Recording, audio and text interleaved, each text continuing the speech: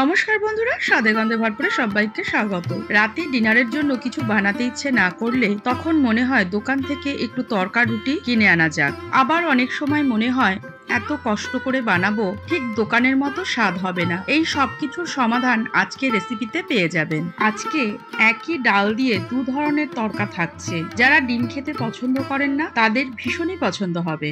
আজকের রেসিপিটি ভালো লেগে থাকলে শেয়ার করবেন, আর আমার চ্যানেলে নতুন হয়ে থাকলে চ্যানেলটিকে সাবস্ক্রাইব করতে ভুলবেন না। চলুন রেসিপিটা শুরু করা যাক। এখানে 300 গ্রাম মতো পাঁচমিশালি ডাল নিয়েছি। ডালগুলোকে সারা রাত ভিজিয়ে রেখেছিলাম, ভালো করে ধুয়ে নিয়েছি। তড়কার জন্য এইরকম পাঁচমিশালি ডাল যে কোনো সুপার মার্কেটে পাওয়া যায়, আর না পাওয়া গেলেও কোনো রকম অসুবিধা নেই। আপনারা 2-3 রকমের ডাল নিয়েও করতে পারেন। এখানে রয়েছে 2 রকমের রাজমা, কাবলি ছোলা, ছোলার ডাল, সবুজ মুগ ডাল, আরো 2-3 রকমের ডাল। এবার কুকারের মধ্যে ডালগুলোকে নিয়ে দিচ্ছি একটা তেজপাতা, 1 চামচ লবণ, হাফ চামচ হলুদ গুঁড়ো, আর ছোট চামচের 1 চামচ মতো সাদা তেল, 1.5 গ্লাস মতো জল। গ্যাসের ফ্লেমটা মিডিয়ামে রেখে 2-3টে সিটি দিয়ে ডালটাকে সেদ্ধ করে নেব। ডালটা যতক্ষণে সেদ্ধ হচ্ছে কিছু কাটিং চপিং করে নিচ্ছি। 15 থেকে 16 কোয়া মতো খোসা ছাড়ানো রসুন, 4টে কাঁচা লঙ্কা, 1.5 ইঞ্চি মতো আদা, সেটাকেও খোসা ছাড়িয়ে নিয়েছি, আর বেশ বড় সাইজের একটা পেঁয়াজ। এবার এই সবকিছু মিহি করে কুচিয়ে নেব। তড়কাতে রসুনটা একটু আদার তুলনায় বেশিই লাগে।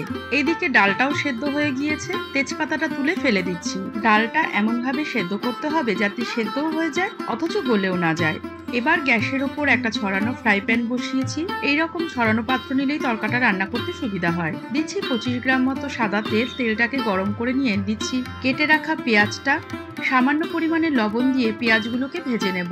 পেঁয়াজগুলোর মধ্যে যে একটু হালকা কালার ধরেছে, দিচ্ছি মিহি করে কুচিয়ে রাখা রসুন, একটু নাড়াচাড়া করে নিয়ে দিচ্ছি আদা কুচি। এবার এই সবকিছু একসঙ্গে আরেকটু ভালো করে ভাজা ভাজা করে নিচ্ছি। অল্প পরিমাণে আদা আর রসুন কুচি আমি সরিয়ে রেখেছি, সেটা আমার পরে লাগবে। এবার দিয়ে দিচ্ছি কিছু গুঁড়ো মশলা।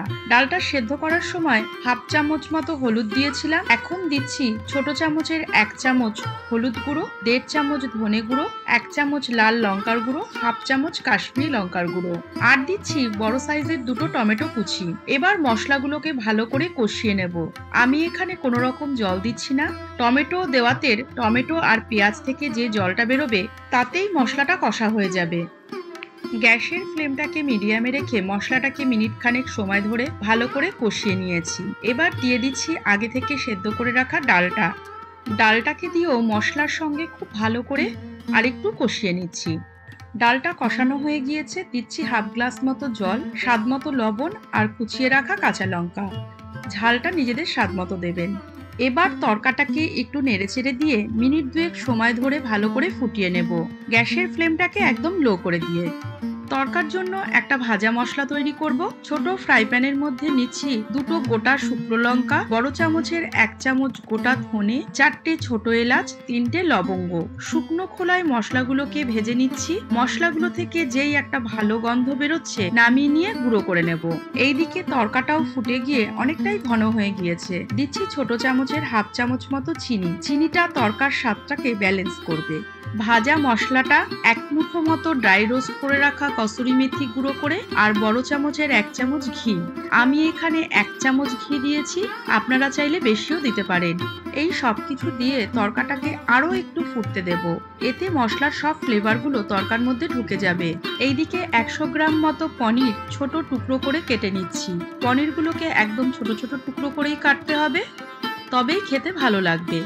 আরেকটা ফ্রাই প্যান বসিয়ে 1 চামচ মতো সাদা তেল দিয়ে তেলটাকে গরম করে নিয়ে দিয়ে দিচ্ছি পনিরের টুকরোগুলো, সামান্য পরিমাণে লবণ আর কাশ্মীরি লঙ্কার গুঁড়ো, অল্প একটু ধনেপাতা কুচি আর রসুন কুচি দিয়ে পনিরগুলোকে হালকা করে ভেজে নেব।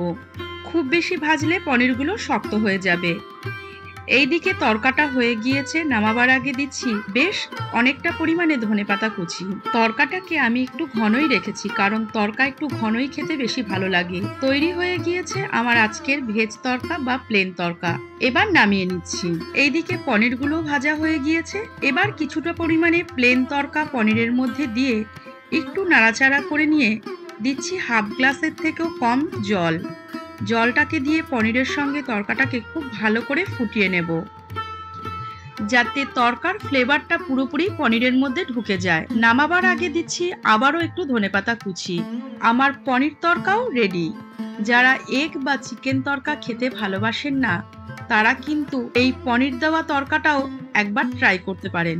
এবার ধাবাতে যেভাবে তরকা সার্ভ করা হয়, যার জন্য ধাবার তরকার স্বাদ আমাদের একদম অন্যরকম লাগে, সেটা দেখাচ্ছি। তরকা প্যানের মধ্যে নিয়েছি বড় চামচের 2 চামচ মতো সাদা তেল। আপনারা চাইলে এখানে সর্ষের তেল বা ঘিও ব্যবহার করতে পারেন। তেলটাকে ভালো করে গরম করে নিয়ে গ্যাসের ফ্লেমটা একদম লো করে দিয়ে দিচ্ছি ছোট চামচের 1 চামচ মতো আদা আর রসুন কুচি।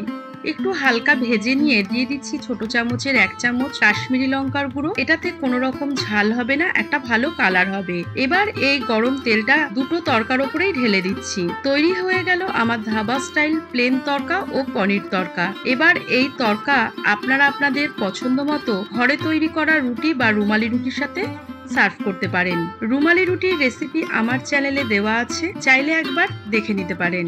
আশা করি আজকে একবারই ডাল সেদ্ধ করে নিয়ে 2 রকমের তরকা ও ধাবা স্টাইল তরকার রেসিপি আপনাদের ভালো লেগেছে। আবারও ফিরে আসবো এরকম অন্য কোনো রেসিপি নিয়ে।